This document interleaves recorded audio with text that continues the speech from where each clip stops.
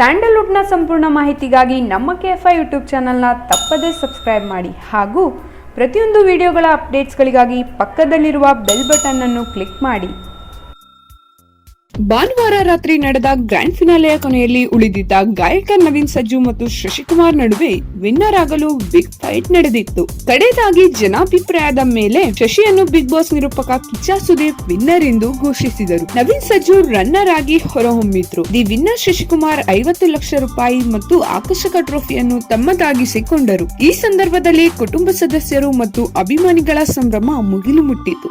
ಬಳಿಕ ಮಾತನಾಡಿದ ಶಶಿ, ಇದು ನನ್ನೊಬ್ಬನ ಗೆಲುವಲ್ಲ, ಇದು ಎಲ್ಲರ ಗೆಲುವು ಎಂದರು. ನನಗೆ ಬಂದ ಬಹುಮಾನದ ಹಣವನ್ನ ರೈತಾಪಿ ವರ್ಗದ ಕಲ್ಯಾಣಕ್ಕೆ, ಕೃಷಿಯಲ್ಲಿ ತಂತ್ರಜ್ಞಾನ ಅಳವಡಿಕೆಗೆ ಮತ್ತು ಬೇಸಾಯದತ್ತ ಯುವಕರನ್ನು ಸೆಳೆಯುವುದಕ್ಕೆ ಬಳಸುವುದಾಗಿ ಬಿಗ್ ಬಾಸ್ ವಿನ್ನರ್ ಘೋಷಿಸಿದರು. ರನ್ನರ್ ಅಪ್ ನವೀನ್ ಸಜ್ಜು ಅವರ ಕನಸನ್ನು ನನಸು ಮಾಡುವುದಾಗಿ ಕಿಚ್ಚ ಸುದೀಪ್ ಘೋಷಿಸಿದರು. ನನ್ನ ಕಡೆಯಿಂದ ರನ್ನರ್ ಅಪ್ ಗೆ ಸ್ಪೆಷಲ್ ಗಿಫ್ಟ್ ಇರೋದಾಗಿ ನಟ ಕಿಚ್ಚ ಸುದೀಪ್ ಭರವಸೆ ನೀಡಿದ್ರು. ಸೀಸನ್ 6ರ 12ನೇ ಕಂಟೆಸ್ಟೆಂಟ್ ಆಗಿ ಶಶಿ ಬಿಗ್ ಬಾಸ್ ಮನೆಯೊಳಗೆ ಎಂಟ್ರಿ ನೀಡಿದ್ದರು. ಮಾಡರ್ನ್ ರೈತ ಅಂತಾನೆ ಫೇಮಸ್ ಆಗಿದ್ದ ಇವರು ಎಲ್ಲಾ ಟಾಸ್ಕ್ ಗಳನ್ನ ಕೂಡ ಚೆನ್ನಾಗಿಯೇ ಮಾಡಿದ್ರು. ಹೀಗಾಗಿ ರೈತ ಹಬ್ಬ ಮೊದಲ ಬಾರಿಗೆ ಬಿಗ್ ಬಾಸ್ ಗೆಲ್ತಾನೆ ಅನ್ನೋ ಮಾತು ಕೇಳಿ ಬಂದಿತ್ತು. ಅದರಂತೆ ಶಶಿಕುಮಾರ್ ಬಿಗ್ ಬಾಸ್ ಸೀಸನ್ 6ರ ವಿನ್ನರ್ ಆಗಿ ಹೊರಹೊಮ್ಮಿದ್ದಾರೆ. ಬಿಗ್ ಬಾಸ್ ಮನೆಯೊಳಗೆ ಎಂಟ್ರಿ ನೀಡಿದ 20 ಮಂದಿಯಲ್ಲಿ ಕೊನೆಗೆ 3 ಉಳಿದಿದ್ದರು.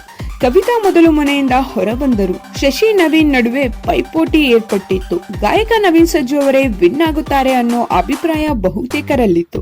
ಆದ್ರೆ ಅದು ಸುಳ್ಳಾಗಿದೆ.